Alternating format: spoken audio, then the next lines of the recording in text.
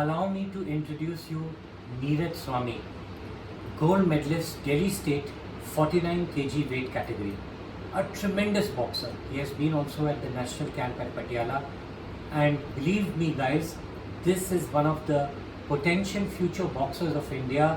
Look forward to seeing him. Tremendous potential. Jai Hind. नमस्कार दोस्तों, जय भारत और जय Hind. It gives me great pleasure to starting a very innovative way of introducing a boxer. आपने देखा कि इससे पहले कि मैंने बोलना शुरू किया और ये इंटरव्यू शुरू हुआ, मैंने एक छोटा सा क्लिप सितंबर 2019 का प्ले किया था, जिसमें मैंने आपको इंट्रोड्यूस किया था नीरज स्वामी के साथ, जिसने उस समय दिल्ली स्टेट में गोल्ड जीता था. तो उसके आगे की जर्नी इन कंटिन्यूएशन के लिए अब मैं आपको ये talented Indian boxer of today Neeraj Swami के साथ एक इंट्रोडक्शन के अलावा एक इंटरव्यू करा रहा हूँ. और आइए पूछते हैं नीरज से उनकी लाइफ की जर्नी के बारे में, अब तक 2019 के आगे और आने वाले कल के बारे में. A very good evening to you Neeraj. बहुत बहुत धन्यवाद आपका कि आप हमारे चैनल में आए. मैं चाहता हूं कि हमारे जितने भी व्यूअर्स हों, चाहे वो इंडिया में हो या बाहर हो, चाहे वो यूट्यूब में हो या इंस्टाग्राम में हो, आपकी बातों को सुने, उससे कुछ प्रेरणा लें और आगे जाकर के वो भी आपकी तरह एक सक्सेसफुल बॉक्सर बने. तो नीरज, 2019 का एक छोटा सा क्लिप मैंने शुरू में प्ले किया था, जिसमें दिल्ली स्टेट में आपका गोल्ड आया था. उसके बाद की जर्नी जरा बताइए हमारे व्यूअर्स को, फिर क्या रहा? उसके बाद मैं इंडोनेशिया खेलने गया था प्रेसिडेंट कप, और वहाँ पे मेरा गोल्ड मेडल आया था. और फिर उसके बाद मैं बिग बाउट लीग खेला था, उसमें मेरा गोल्ड था बिग बाउट लीग में. और फिर उसके बाद मैं इंडिया टीम में था, ओलंपिक टीम के साथ. और फिर उसके बाद कोरोना हो गया था स्टार्ट, तो फिर तो ज़्यादा हो गया था, तो इसलिए कैंप ब्रेक कर दिया था. तो उसके बाद अभी यूनिवर्सिटी में गोल्ड आया मेरा, जो कि LPU जलंधर में हुई थी, लवली प्रोफेशनल यूनिवर्सिटी.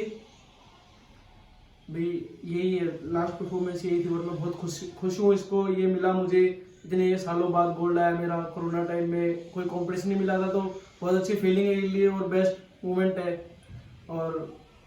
और नीरज, दिल्ली स्टेट में इस बार भी आपका गोल्ड आया है, 2021 में जो हुए थे, और नेशनल्स में भी आप खेलने गए थे बेल्लारी में. तो व्यूअर्स, ये तो थी कहानी नीरज स्वामी की अब तक. अब आगे वो क्या करेंगे उसके बारे में भी पता करते हैं. Incidentally Neeraj plays in the 46 to 48 kgs minimum weight category, Delhi state को रिप्रेजेंट करते हैं. तो नीरज, अब बताइए, अब आगे की आपकी प्लान क्या है अपने करियर के बारे में? आगे का अभी ये है कि जो नेशनल चैंपियनशिप हुई थी, मैं उसमें क्वार्टर फाइनल लूज कर गया सर्विसेज से.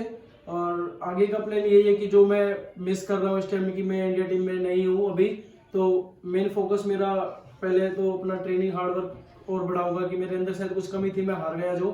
और अभी हाल ही में शायद कुछ दिन बाद नेशनल की ट्रायल हो या फिर नेशनल हो, तो मैं उसके लिए प्रिपेयर कर रहा हूँ, और ताकि मैं और अपना जो मैं पीछे छूट गया मेरा, मैं उसको कवर कर सकूं. और मेन मकसद है कि इंडिया टीम में वापस जा सकूं. नीरज, एक बात बताइए, हमारे कई बॉक्सर जो हैं वो मतलब एमेच्योर बॉक्सिंग के अलावा प्रोफेशनल बॉक्सिंग के बारे में भी अपना एक कैरियर बनाने का सोचते हैं. और ये मेरा अपना ओपिनियन है कि जितनी सक्सेसफुली प्रोफेशनल बॉक्सिंग US में, वेस्ट में चल रही है, साउथ ईस्ट एशिया में चल रही है, उतना इंडिया में अभी पिकअप करना बाकी है. तो professional boxing as a career, pro boxing के बारे में आपके क्या व्यूज हैं? आपको क्या लगता है कि इसका क्या फ्यूचर है इंडिया में, और ये किस तरह से एक एवेन्यू बन सकता है हमारे एस्पायरिंग बॉक्सर्स ऑफ इंडिया के लिए?